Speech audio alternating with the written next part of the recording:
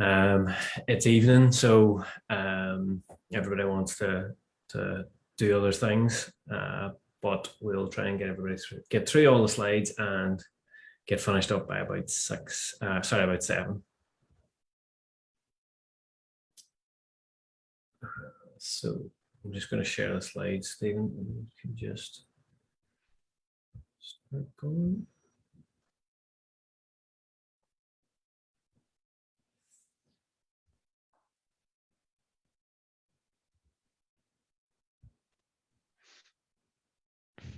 All good in the slides?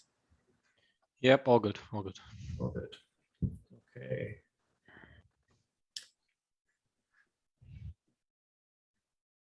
Okay, so I think that looks like we might have everybody in and everybody in their seats. So thank you everybody for attending. Obviously this, as you can see on the screen, is a special topic or special webinar for self-employed individuals to explain tax returns, the process of tax returns, how it works.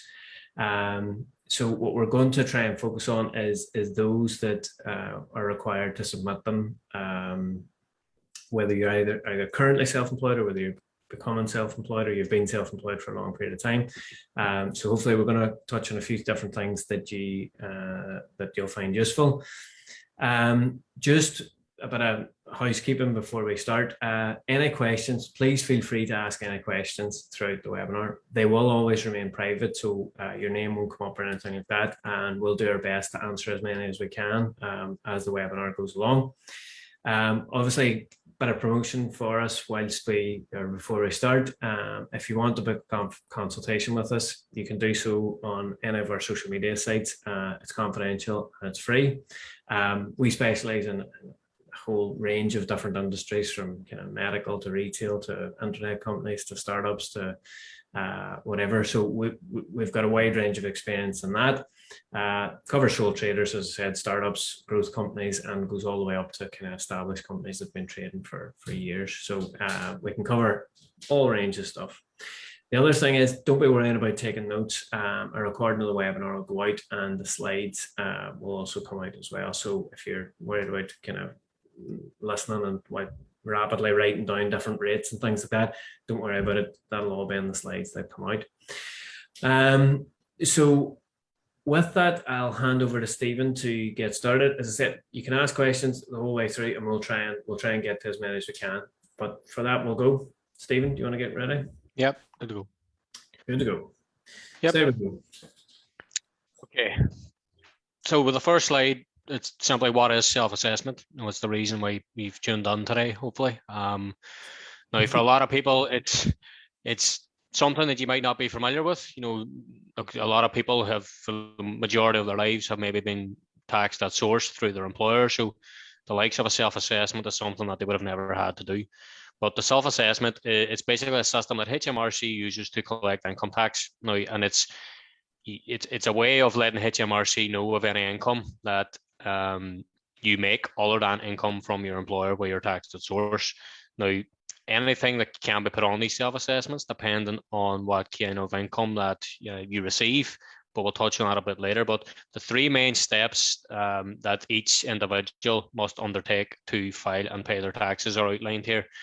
You register for self-assessment, you complete and file your self-assessment tax return, and then finally you're going to pay whatever tax it's owed.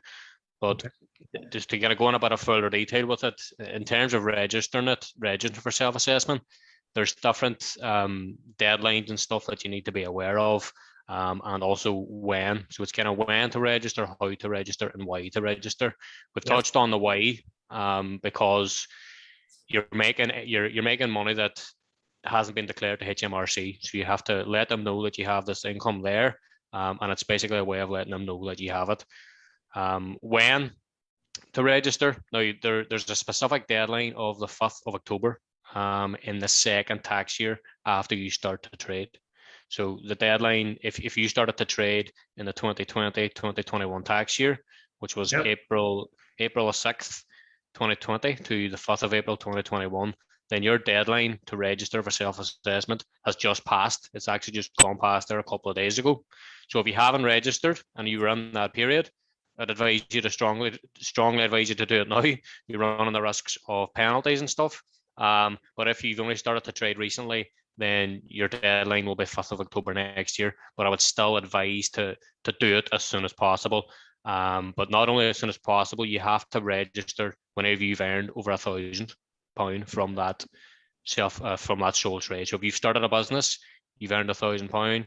It's then that stage where you have to register for self-assessment, and that's yeah. Go ahead. Just on that, if you're so you can be employed and have your regular job, but this might be something on the side. So if you turn over, so it's not actually just that you earn, it's whatever money you take in, not whatever profit that you have. So there's quite a difference between those two, because you could think, well, I'm not making any money, but that's not how HMRC look at it. So they'll actually say if you turn over £1,000, that's the point where you have to actually start declaring it on self-assessment. Is that fair enough? Yeah. And then these next numbers 2 and 3 we'll touch on the next slides in terms of the deadlines and stuff. So you can go on to the next slide now, Michael. We'll touch on these deadlines. So yeah, you can see here there's 2 methods of filing a self-assessment tax return. The first one being a paper tax return. Now, it's very rare you're going to have someone filing a paper return in this day and age. It's a lot of people do it online. Not only you have a bit more time to file it online, but just everyone prefers to do it online. Paper returns, there's always risks of things going missing, stuff like that. But it's still the option people have, and the deadline is a bit sooner than what it is online. So if you were self-employed between April 2020 and April 2021, then your deadline to file a paper tax return is the 31st of October. So it's in a couple of weeks now to do that. If you look at the other alternative, which is online, then you have more time to file it. The deadline's a lot later, so it's going to be the 31st of January 2022. Which is the next deadline if you're filing it online. So you see the differences there, and why a lot of people actually prefer to do it online. Now, although it's deadlines here that we're speaking about, it's not so much dates and when it has to. You have to wait until then to file it. You can file it at any stage after the tax year, as long as you're happy with everything. You've had an accountant review it. You know where the figures are coming from. You have the relevant information to back it up. Then you can go ahead and file it. There's benefits to filing it early as well, which we'll touch on a bit later. But the deadlines are there just to make you aware of, but they're not specific in terms of you have to wait until that date to file them. Okay, just a question before we move to the next slide. So, I'm the director of a limited company. Do I have to submit a self-assessment? Very straightforward. Yeah, well, it depends on how you've actually taken money from that limited company. Now, if you're a director of a limited company, you can either draw down a salary, be on the payroll, draw down a salary, but you can also take a dividend from that limited company. Now, dividends, if you declare a dividend as a director, then that also has to be submitted on your self-assessment tax return. Now, there's tax efficiencies with being a director. You have a tax-free allowance that you can claim as a director of £2,000, but any money that you withdraw from the business is technically have to be declared on your self-assessment. Okay, just one more because it's relevant is what happens if I miss the deadline of the 31st of January? I assume you're going to touch on this, but thought I might ask it anyway. Yeah, well, look, there's penalties and fines involved with filing late, paying late, things like that. But if you miss it on the 31st of January, it's an automatic £100 fine for missing that date. Now, it gets a lot worse as time goes on, and it's kind of depending on how much tax is owed, percentages, how many days it's late. If it goes on for a number of months, the penalty rises. But it's an immediate £100 penalty for the late filing. Now, unless there's a particular reason, and HMRC are very strict on why it isn't filed. So, but if you believe that you're not going to have it filed in time, then you'll have to let them know in advance, and it has to be a pretty good reason. And look, we've seen it before. Things like a death in the family, stuff like that. It's kind of, they're very strict as to what they would actually allow as being a good reason. Well, like you say, I mean, if you have the time from April to the 31st of January the next year, it'd have to be a pretty good reason why in Yeah. all that time you weren't able to do it. And that's the thing is, filing it early is potentially a good idea and not leaving it to the last Yeah. day. And what I would say as well, look at the filing deadline and the payment deadline for the 31st of January is the same. So you have until the 31st of January to file online, but that's also the date that you have to pay whatever tax is owed. So you can't, you can pay it sooner if you need to, if you file it earlier, but the deadline remains the same for payment of taxes and for the filing of the taxes. Excellent. Okay. Next Next one. slide. Okay.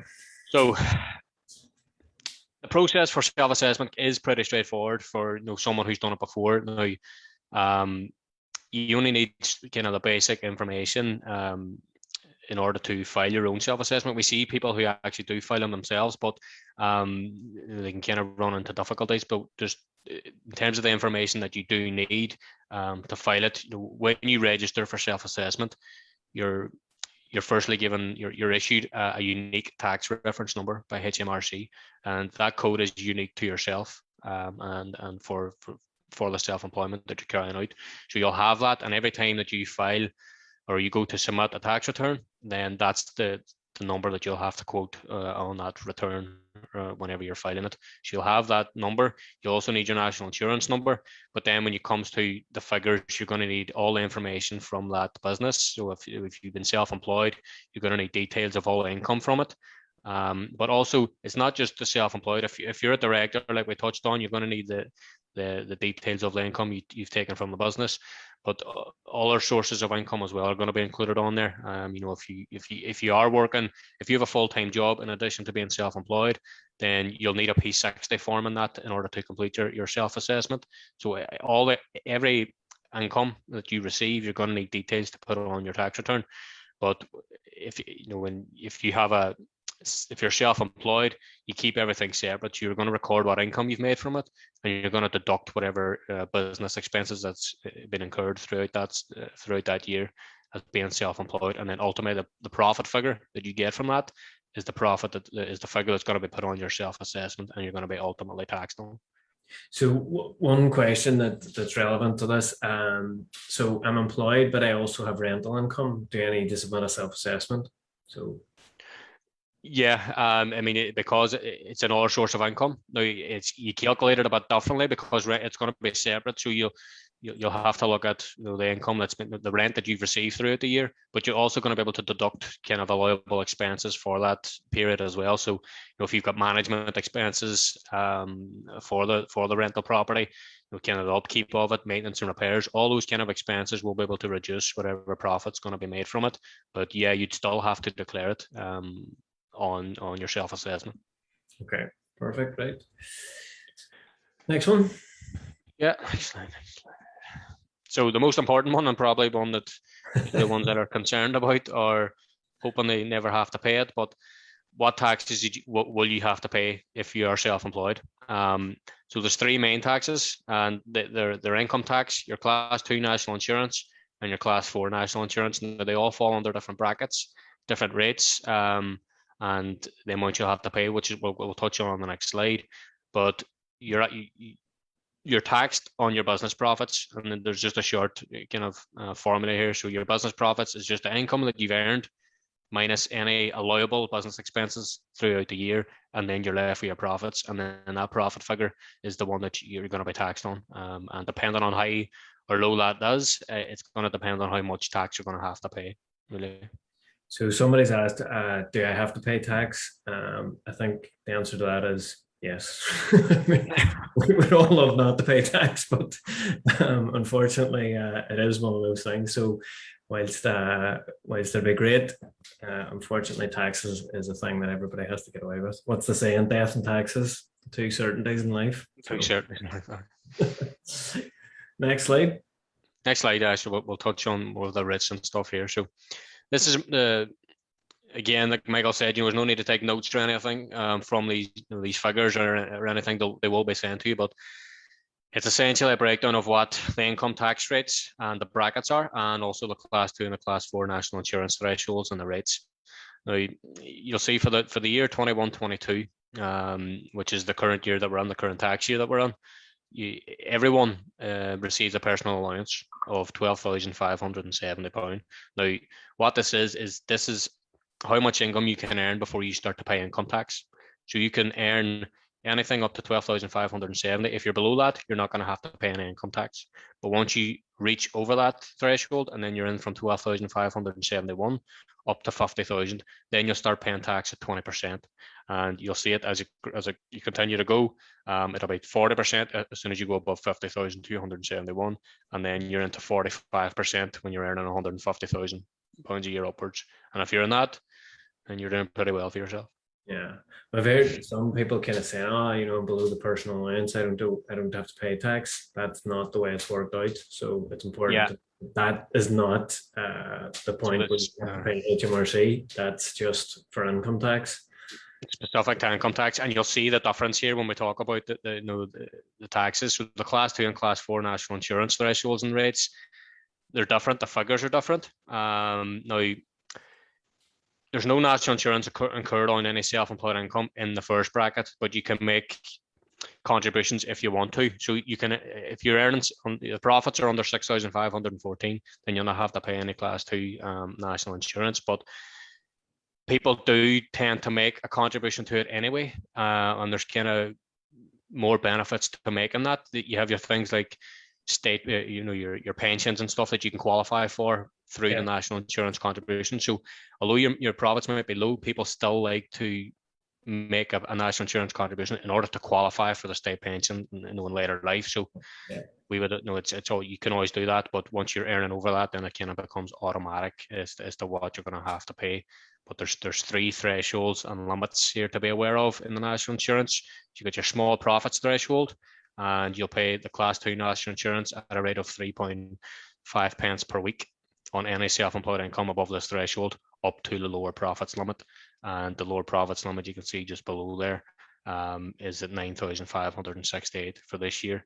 And once you go over that, then you're at class 4 national insurance at a rate of 9%. So you can see how much different it is from income tax, in that you have your personal allowance, but the national insurance works a bit differently.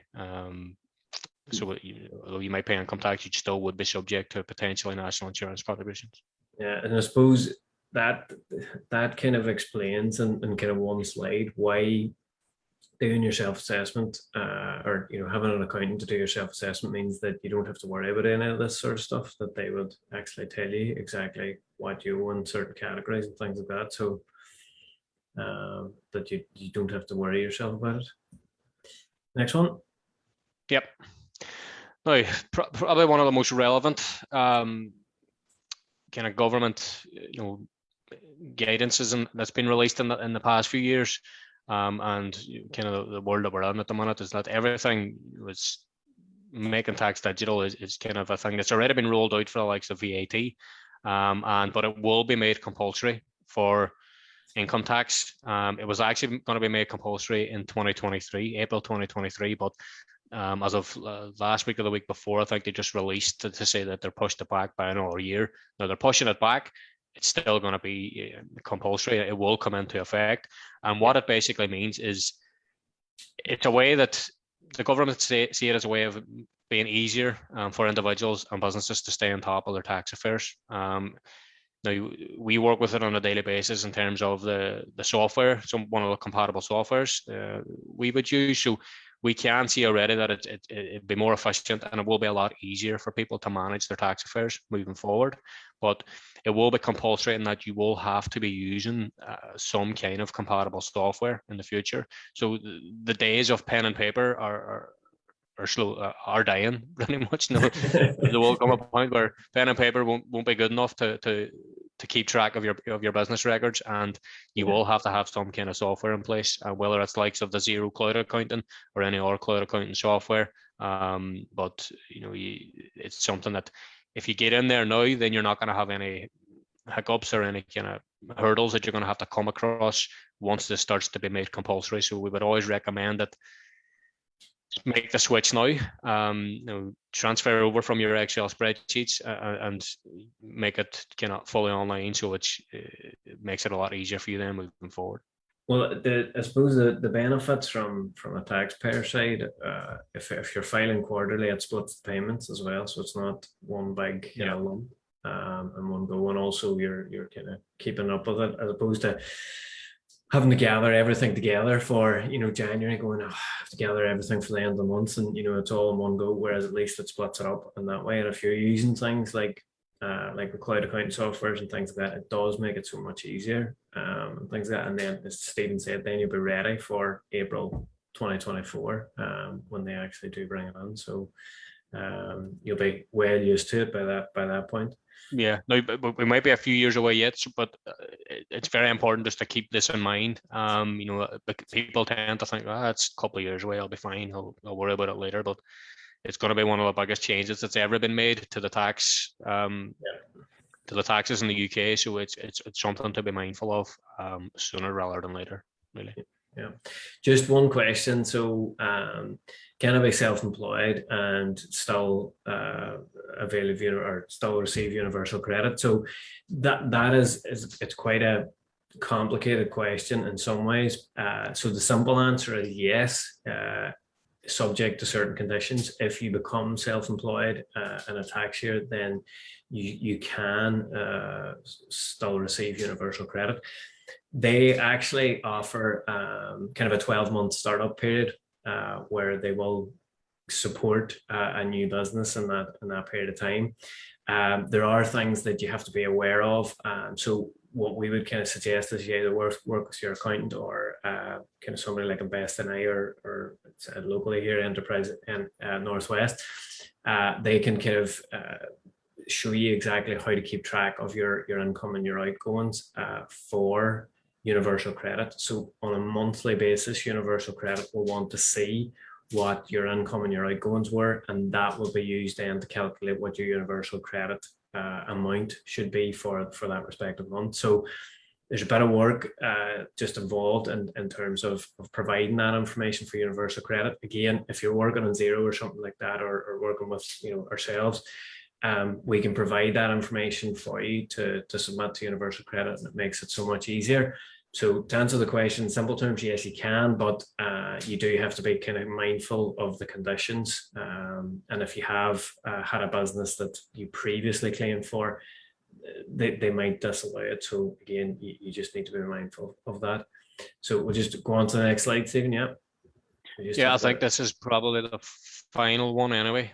Yeah, look, we'll finish off with just some tips around the self-assessment process in general, and how we can make it a lot easier for you. So a lot of the stuff we already touched on at the beginning of the webinar anyway. So I mean, the first one is don't miss the deadlines. They're very important. They're there for a reason, but missing them, you're running the risk of penalties, and which it can be damaging. So don't miss the deadlines. Remember them. File online. Now the paper ones, there's the option. You can still do it, but filing online is just a lot easier. And tracking your income and expenses as you go. Now that kind of ties in with the starting early and file early part. If you start, if someone comes to you at the end, like we've seen it before, where a client might come to us at the end of a year and they're coming just with 12 months worth of information that they haven't kept track of, but in terms of they haven't jotted it down on their piece of paper, they haven't put it on an Excel spreadsheet, but they're coming to you with a box full of invoices and receipts, and they're saying, look, this is the figures, prepare my return for me. But you run into difficulties at that stage, particularly if someone is coming to you in January with that information. You've only got maybe a couple of weeks to try and go through that to finalize it, and there's a risk that you're maybe not getting the maximum tax benefit that you would if you're kind of keeping an eye on these things early, seeking the advice from an accountant in order to give you the maximum tax benefit. But now with the way things are going, tracking your income and expenses becomes a lot easier. So, and it ties in nicely with that investing in the cloud accounting software. So by investing in it for your business, keeping track of your income and expenses as you go is a lot easier. There's now software in place where you can take a picture of your expenses. It's stored online, and then it's fed into the cloud accounting software that kind of manages the business end from the expense side. It feeds in nicely, and it's in terms of the investment itself, it's not that much of a monthly overhead for your business. You could be talking as little as £10 per month for the actual software itself, but that it's well worth it in the long run, and it'll maximize your tax benefits for sure. And then finally, for those, Sorry, just on that. So somebody's asked, they actually need an accountant, which ties in kind of quite nicely to what you're talking about. So I suppose they actually need an accountant. Do you actually need an accountant? Now that's something that people would always maybe ask themselves at the start when they're starting to trade. Now, there's no legal obligation to have an accountant, right? You can file, you can look after your records, you can file your self-assessment yourself, no problem. But we would always suggest for anyone that's maybe going down that route that wants to file it themselves, always seek the advice of an accountant.